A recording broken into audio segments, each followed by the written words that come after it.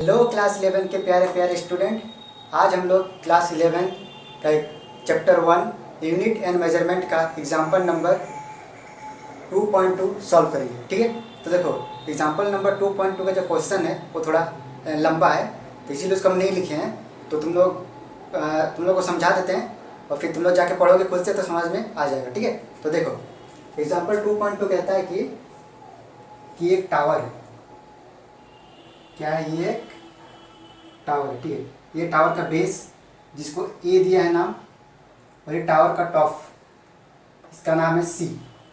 इस पॉइंट का नाम सी दे दिया। ठीक है, आप बोल रहे हैं कि यहाँ पे एक आदमी है। क्या है? यहाँ पे एक आदमी है। ठीक है, और ये आदमी क्या करता है, यहाँ से एक बहुत दूर में, बहुत दूर मतलब बहुत ऊपर में एक ऑब्जेक्ट है ओ। ठीक है, और ये मतलब ये ऑब्जेक्ट जो है ना बहुत दूर है, बहुत दूर। ठीक है, जब ये आदमी इस ऑब्जेक्ट को देखता है तो इस आदमी की जो ऑब्जेक्ट ये वाला है, इसको इसके सिर के ऊपर दिखता है। कहाँ दिखता है? सिर के ऊपर। ठीक है, क्यों? क्योंकि ऑब्जेक्ट जो है बहुत दूर है, बहुत। इसको इस टाइप से सोचो कि मान लो ये आदमी है, ठीक है, और ये ज़मीन में खड़ा है। कहाँ पे? ज़मीन में। और ये देख रहा है सूरज को। ठीक है, और ये मतलब ये फ्लैट है, फ्लैट। और ये देख रहा है किसको? इसको मतलब ये फ्लैट बोले, ये टावर, ये टावर है। टावर तो तुम्हें जानते होगा, तो ये टावर है। ठीक है, तो ये आदमी क्या कर रहा है, यहाँ से सूरज को देख रहा है। सूरज जो है इसको एकदम अपने सर के ऊपर दिख रहा है। ठीक है, अब क्या होता है कि आदमी जो है 100 मीटर आगे बढ़ता है। कितना मीटर? 100 मीटर। ठीक है, 100 मीटर आगे बढ़ने के बाद ये फिर से देखता है सूरज को। इस पॉइंट को बी नाम दे दिया है, 100 मीटर का जब वहाँ पहुँचा है इस पॉइंट को। ठीक है, अब ये क्या करता है, फिर से देखता है सूरज को। जब ये फिर से सूरज को देखता है तब भी सूरज जो इसको दिखता है एकदम इसके सर के ऊपर दिखता है। ठीक है, कहाँ दिखता है? एकदम सर के ऊपर। क्यों ऐसा होता है? ऐसा इसलिए होता है क्योंकि सूरज का डिस्टेंस है ये बहुत दूर है। ठीक है, अगर तुम लोग इसको प्रैक्टिकली देखोगे तो ये सूरज है और ये अर्थ है। ठीक है, अर्थ जो सूरज से अगर अर्थ को देखोगे, यहाँ से सूरज से अगर तुम अर्थ को देखोगे तो अर्थ को तो इस टाइप का दिखेगा, इस टाइप का दिखेगा। जो ए और बी पॉइंट है ना, ए और बी करीब करीब एकदम बगल में दिखेगा, एकदम बगल में। ठीक है, यानी एक ही पॉइंट पे करीब करीब दिखेगा। ठीक है, उस टाइम ये जो डिस्टेंस होगा ये एकदम सीधा सीधा होगा। अगर यहाँ कोई आदमी खड़ा होगा और ए पॉइंट से अगर बी पॉइंट में भी आएगा तो भी उसको सूरज अपने सर के ऊपर ही दिखेगा, जैसे हम लोग को दिखता है। ठीक है, तो यहाँ भी वही हुआ है कि ये आदमी जब यहाँ से सूरज को देखा तो उसको उसके सर के ऊपर दिखा। फिर वो क्या किया, 100 मीटर आगे आया, फिर सूरज को देखा, तब भी उसको सर के ऊपर ही सूरज दिखा। ठीक है, अब देखो, अब कहता है कि जब ये आदमी यहाँ पहुँचने के बाद सी को देखा। किसको देखा? सी को। यानी ये जो टावर है, टावर का टॉप है, ये टॉप है। ठीक है, एकदम टॉप है, मतलब टावर के टॉप में एकदम जब देखा सी पॉइंट को, तब यहाँ से जो एंगल बना थीटा, यहाँ से कुछ एंगल बना थीटा, और इस थीटा का वैल्यू दिया हुआ है, थीटा इक्वल टू 40 डिग्री। ठीक है, ये क्वेश्चन में दिया हुआ है। अब हम लोग को पूछ रहा है क्वेश्चन में कि जो टावर है एसी, इस टावर के एसी जो है, इस टावर का हाइट जो है एसी वो कितना होगा, ये हम लोग को निकालना है। ठीक है, तो देखो कैसे निकालेंगे। हम लोग क्या करेंगे, देखेंगे जब ये जो एंगल है थीटा है तो ये एंगल भी क्या होगा? थीटा होगा। ठीक है, ऐसा क्यों होगा? क्योंकि देखो इसको देखो और इसको देखो, जेड बन रहा है ना, इसको जेड बन रहा है, तो यहाँ जितना एंगल होगा वहाँ भी इतना एंगल होगा, यानी एंगल ये थीटा होगा। ठीक है, अब हम लोग को निकालना है ये डिस्टेंस। तो कैसे निकालेंगे? तो हम लोग यूज़ करेंगे फॉर्मूला, ट्रिग्नोमेट्री का फॉर्मूला यूज़ करेंगे। इसको मिटा देते हैं।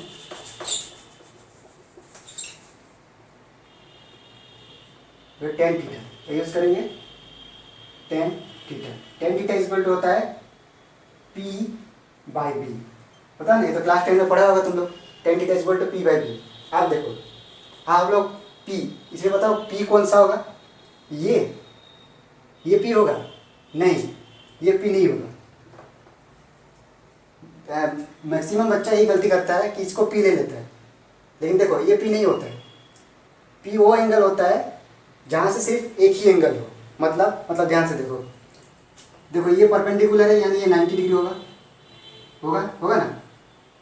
अब देखो इसको देखो, इसमें से तुमको देखो तो एक ही एंगल दिखेगा और ये 90 डिग्री।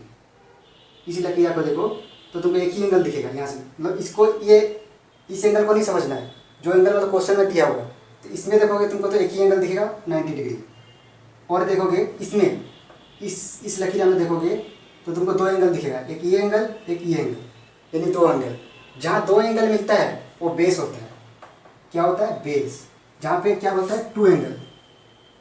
जहाँ टू एंगल मिलता है वो होता है तुम्हारा बेस।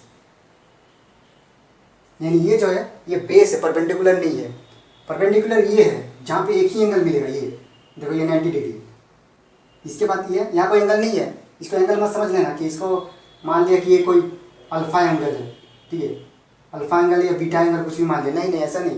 क्वेश्चन में जो एंगल मतलब दिया है उसके हिसाब से, ठीक है। तो देखो इसमें तुमको ये एक एंगल मिलेगा थीटा और ये एक मिलेगा 90 डिग्री, जो कि होता ही है। इसमें सिर्फ एक ही एंगल, इसलिए क्या है, ये क्या है, ये परपेंडिकुलर, ये है परपेंडिकुलर।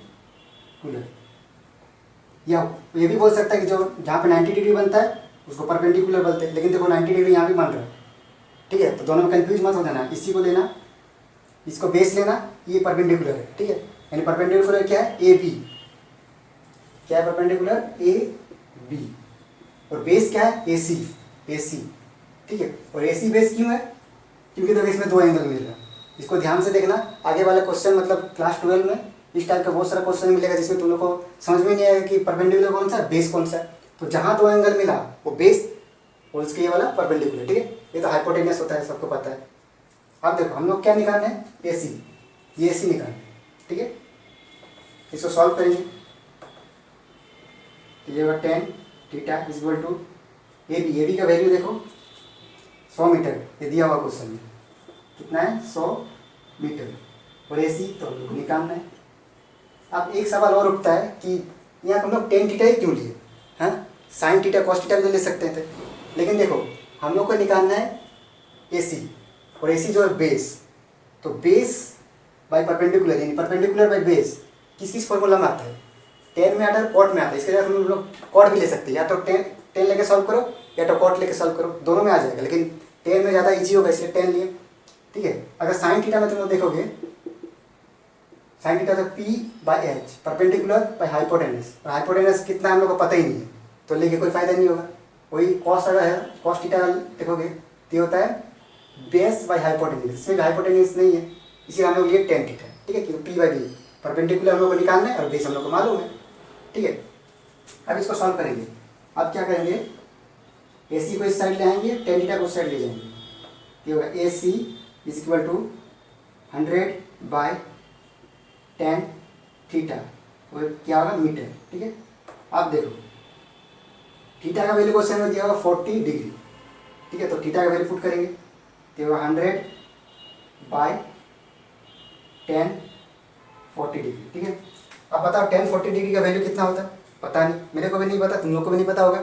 तो देखो जब भी क्वेश्चन देगा ना, तो जो डिग्री जो होगा ना, ये ऐसा डिग्री देगा जिसका वैल्यू तुम लोग को मालूम हो सकता है 90 डिग्री देगा, 30 डिग्री देगा, 45 डिग्री देगा, 60 डिग्री देगा, 40 डिग्री 30 डिग्री ये सब नहीं देगा। अगर दे भी दिया ना तो ये सब का वैल्यू बता देगा क्वेश्चन में कि कितना होता है। जैसे कि 10 40 डिग्री का वैल्यू दिया हुआ 0.839, मतलब एनसीईआरटी इसको लेकर सॉल्व किया है, तो हम लोग भी इस जगह पे 10 40 का जगह पे 0.839 वैल्यू लेंगे, ठीक है। अगर एग्जाम में टेंशन मत लो, एग्जाम में इस टाइप का वैल्यू देगा 90 30 45, ऐसा तो तुम लोग को पता ही होगा, क्लास 10 से याद कर लो, और नहीं भी याद है तो याद कर लो, ठीक है। तो ये सब वैल्यू देगा, ये सब नहीं देगा, 30 40 सब नहीं देगा, ठीक है। तो अब क्या करेंगे, यहाँ 10 40 का वैल्यू हम लोग पुट करेंगे, ठीक है। ये तुम लोग को याद करने का जरूरत नहीं है, इस जगह मतलब कि 10 40 का वैल्यू 0.839 छूट गया तो 1 होता है, नहीं, इसको याद करने का जरूरत नहीं है, क्वेश्चन में दे देगा, टेंशन नहीं लेने का, ठीक है। अब देखो बेसिकली इस टाइप का क्वेश्चन देगा तो इस टाइप का वैल्यू देगा, ये होगा A C equal to 100 by 0.8391। ये कहाँ से आया? तो ये एनसीईआरटी में दिया हुआ था, ठीक है। क्वेश्चन में नहीं दिया हुआ, आंसर में दिया हुआ था, वहाँ से देख के लिखिए। तो इसको याद मत करने लग जाना तुम लोग, है ना। इसको अगर सॉल्व करोगे तो ए सी इक्वल टू आएगा, यहाँ से देखो पॉइंट हटाएंगे तो नीचे जितना संख्या का अगर आगे से पॉइंट हटता है ऊपर उतना जीरो लगता है, 1 2 3 4 4 संख्या से आगे से पॉइंट हटाएंगे, 4 जीरो लगेगा, 1 2 3 4, ठीक है। तो ये होगा 1 2 3 4 5 6 डिवाइडेड बाई 0.8391, सॉरी पॉइंट नहीं होगा, 839 होगा। इसको सॉल्व करोगे तो ये करीब करीब आएगा, ये कितना 119.17 के आसपास आएगा, ठीक है। इसी को एनसीईआरटी में पॉइंट के बाद वाला वैल्यू घटा दिया है और 119 आंसर दिया, ठीक है। तो ये था इसका सॉल्यूशन। यहाँ ध्यान देना तुम लोग, ये था, ये तुम लोग का काम आएगा आगे क्लास 12 में, कि ये जो होता है ये परपेंडिकुलर होता है और ये बेस होता है। कैसे पहचानते हैं? तो ये एंगल देख के, जहाँ दो एंगल मिल गया यानी वो बेस हो गया, और जहाँ एक एंगल मिला वो परपेंडिकुलर हो गया, ठीक है। और बाकी तो तुम लोग को पता ही है। इस जगह वैल्यू को देखो, 45 का जगह, सॉरी 40 की जगह 40 मतलब अगर वैल्यू दिया तो इसका वैल्यू मतलब क्वेश्चन में दे देगा कि 1040 का वैल्यू है या 40 डिग्री का वैल्यू इतना होता है दे देगा। और या तो 45 दे सकता है, 60 दे सकता है, 30 दे सकता है। इस टाइप का उल्टा फुल्टा वैल्यू देगा तो फिर इसका लिख भी देगा लोग कि इसका इतना वैल्यू होता है, ठीक है। तो ये हो गया इसका सोल्यूशन।